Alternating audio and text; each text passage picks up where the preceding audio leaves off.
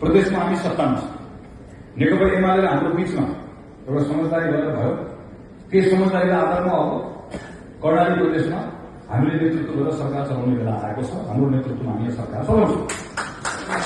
अब हाम्रो नेतृत्वमा सरकार चलाउनु भन्दा गर्दा थपडी तपाईँले बनाउनु भएको छ। ठिक छ, 1 वर्षपछि फेरि आउँछ, बिचमा नै आउँछ।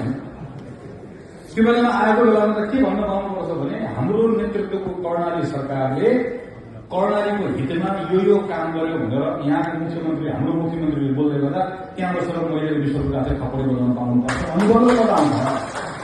सरकार बन्यो भन्दा थपडी बनाएर सरकारले के गर्यो भन्दा थपडी बनाउन पाउनुपर्छ। सरकार बन्ने कुरा हामीलाई छोडिदिनुहोस्, बन्छ। तर सरकार बनेपछि हामीलाई डेलिभरी चाहियो। हामीलाई के पनि चाहिँदैन भनेको छ।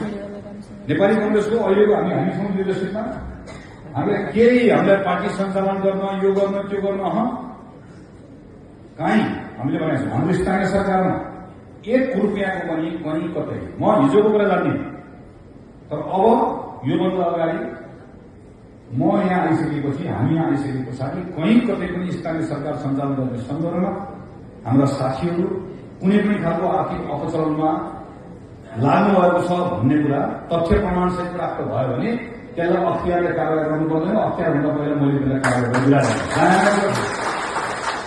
गरिरहेको मन्त्री काम चाहियो, परिणाम चाहियो।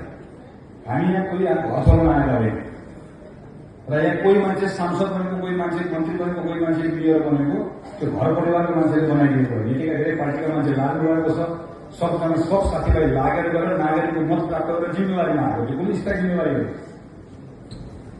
त्यो खाली यतिखेर प्राप्त गरेको जिम्मेवारी, जुन जिम्मेवारीलाई ठिक ढङ्गले निर्वाह गर्नुपर्ने छ, त्यो काम हामीसँग गर्ने र यो गरिरहँदै गर्दा हामीले सँगसँगै पार्टीको काम पनि गर्नुपर्छ।